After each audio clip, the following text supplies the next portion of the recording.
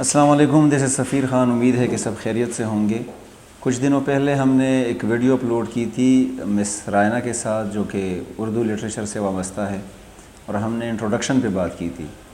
اور آج جو ہے وہ ہم غزل پہ بات کریں گے، اردو غزل پہ. چونکہ انگلش کا جو سونٹ، جسے ہم انگلش لٹریچر کے اسٹوڈنٹس کہتے ہیں، یا لینگویج میں جو ہم پڑھتے ہیں انگلش لینگویج میں، اس کی اپنی ایک ہسٹری ہے. تو اس ویڈیو میں ہم انگلش پہ بھی نظر ڈالیں گے، اور اس کے ساتھ ساتھ ہم عارف الحجابی صاحب کے ساتھ اردو غزل پہ بات کریں گے کہ اردو میں سونٹ کا کیا مقام ہے. بہت شکریہ سر آپ کے وقت کا. تھینک یو سو مچ. شکریہ سر، پہلا سوال یہ ہوگا کہ غزل کی تعریف ہم کیسے کرتے ہیں اردو میں؟ بسم اللہ الرحمن الرحیم. رب اشرح لی صدری ویسر لی امری واحلل عقدۃ من لسانی یفقهوا قولی رب زدنی علما. بہت شکریہ سفیر صاحب. اور اس سے پہلے کہ میں غزل کی تعریف کروں، میں 2-3 باتیں آپ کو بتانا چاہتا ہوں کہ انگریزی میں آپ لوگ اس کو سونٹ کہتے ہیں، اردو میں بھی ایک صنف ہے جو انگریزی ادب سے آئی ہے، سونٹ، اور اس میں 14 مصرعے ہوتے ہیں. کیا؟ ہاں، 14 مصرعے. کیا انگریزی میں بھی ایسا ہے؟ انگلش میں بھی یہی ہے جی. اس میں 14 مصرعے ہوں گے. بعض ایسے سونٹس ہے 2-3-4 شیکسپیئر کے جو 154 میں بہت فیمس سونٹس ہیں انگلش میں. اس میں ایک ہے جو 12 مصرعوں پہ شامل ہے، اور ایک ہے جو 15 پہ شامل ہے. لیکن اوورال جس کے سونٹس ہے پورے انگلش لینگویج کے، وہ زیادہ تر 14 مصرعوں پر مشتمل ہوتا ہے، پورے کے پورے. ہاں اچھا ٹھیک ہے. اردو میں بھی ایسا ہی ہے جی. نون میم راشد اور 2-3 شعراء نے سونٹ لکھے ہیں. اچھا، آپ نے سوال پوچھا تھا کہ غزل کی تعریف کریں، غزل کا انٹروڈکشن، غزل کی ڈیفینیشن.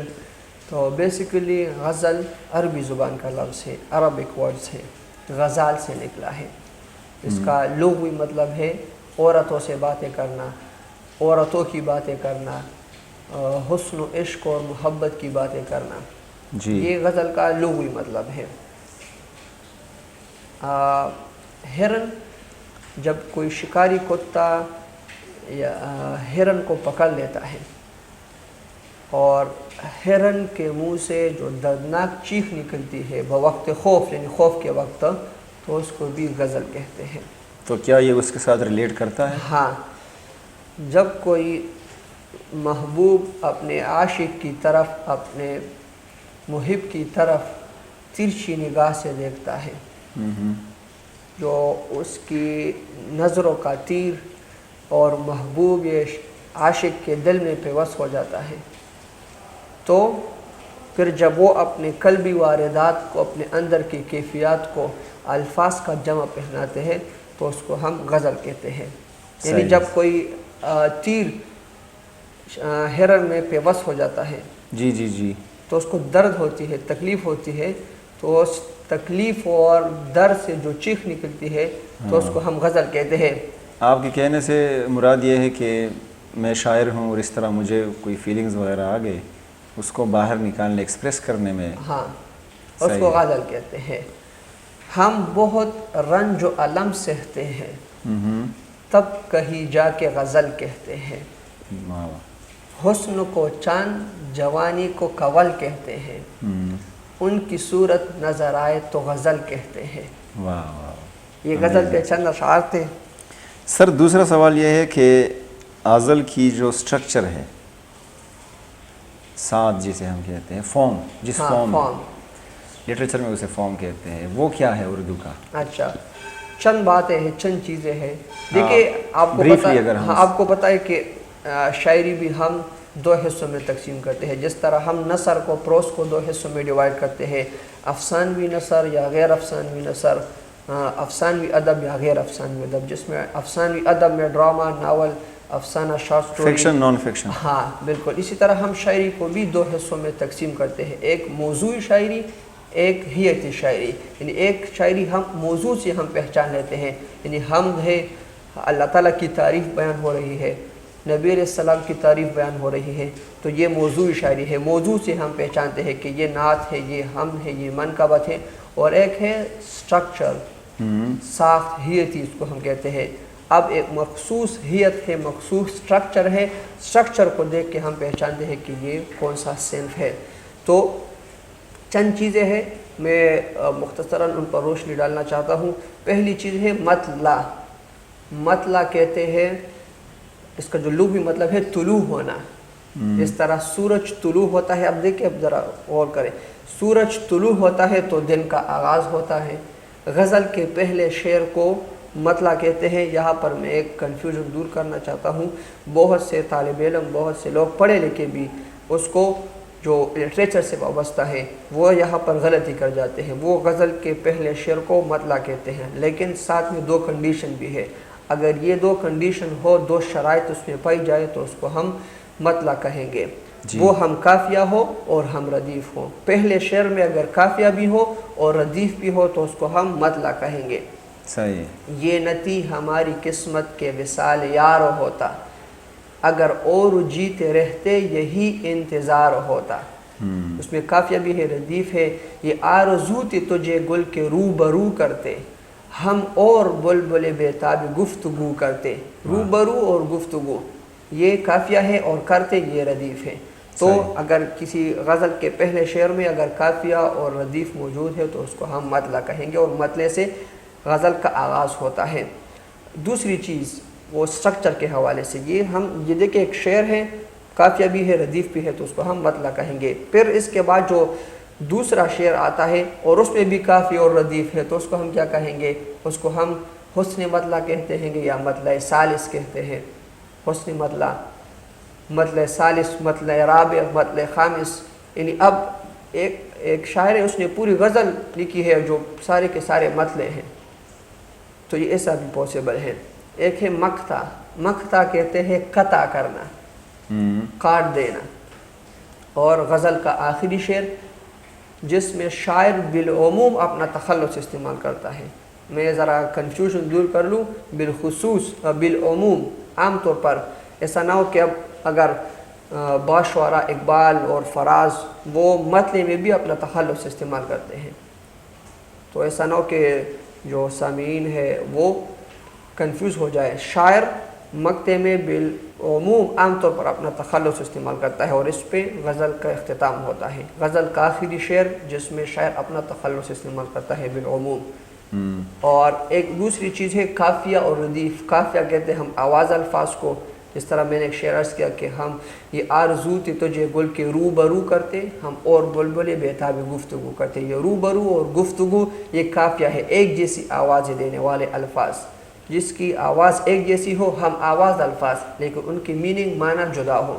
اور ردیف کہتے ہیں، ردیف یہ غزل کے لوازمات میں سے ہے.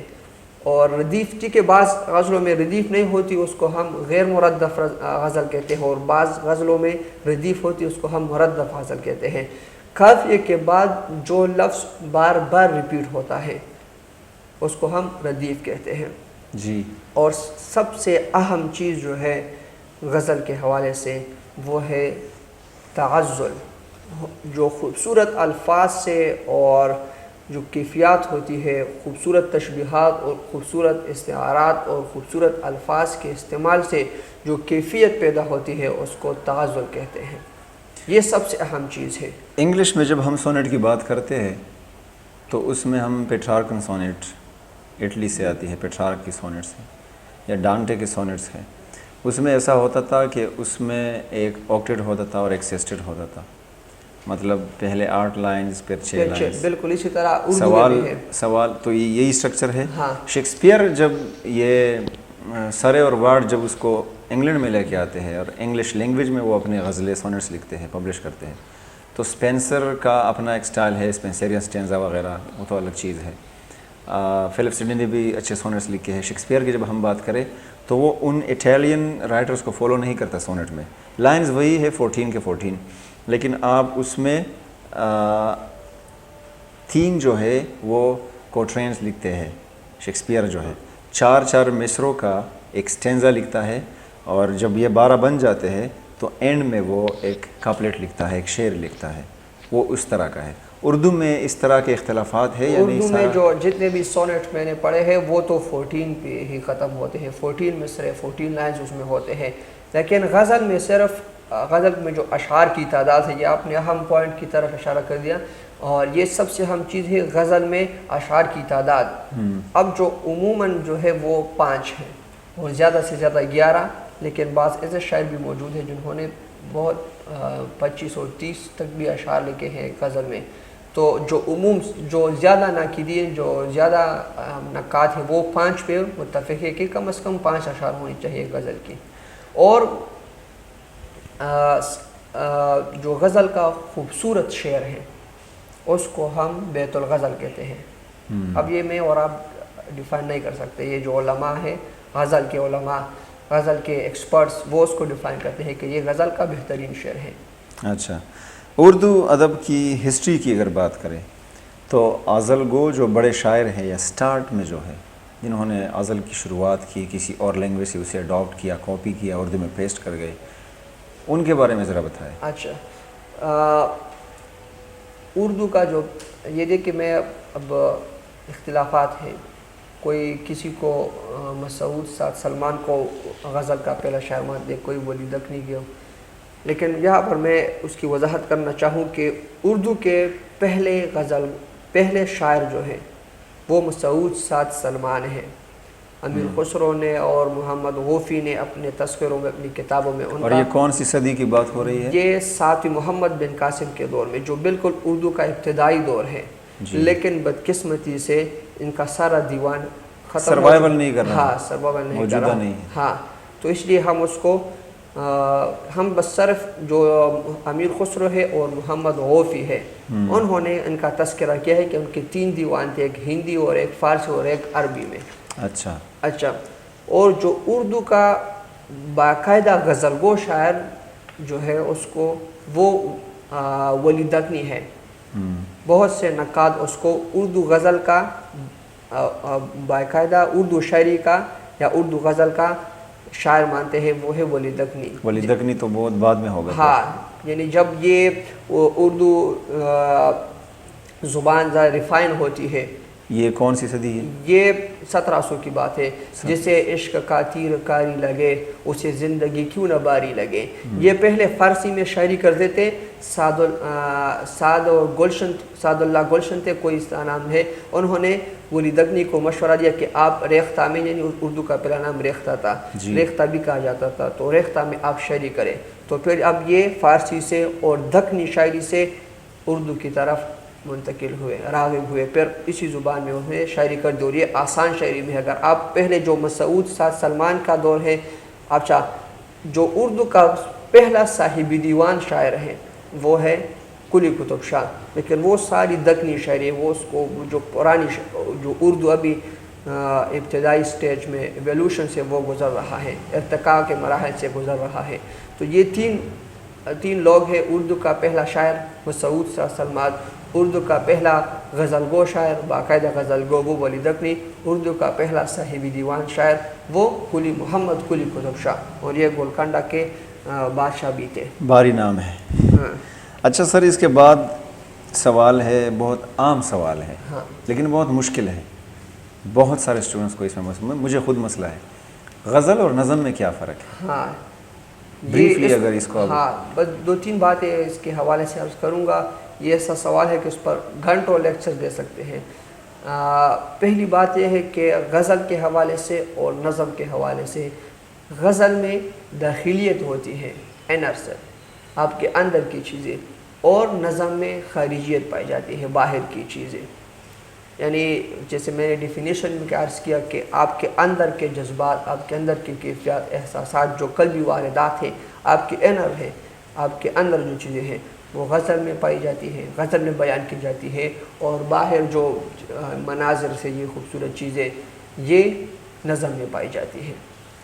اور دوسری چیز ہے غزل مختصر ہوتی ہے اور نظم بڑی بھی طویل ہوتی ہے. طویل ہوتی ہے، طوالت اور اختصار اس کو ہم کہتے ہیں. اچھا. اور آپ خود دیکھیں شاہنامہ اسلام ایک نظم ہے، اقبال کی نظم اٹھا کے دیکھیں، سینکڑوں اشعار پر مشتمل ہے. اور آپ غزل دیکھیں 4-5 اشعار، آپ کو زیادہ تر غزلیں 5 اشعار یا 6 اشعار پر ہی ملیں گی.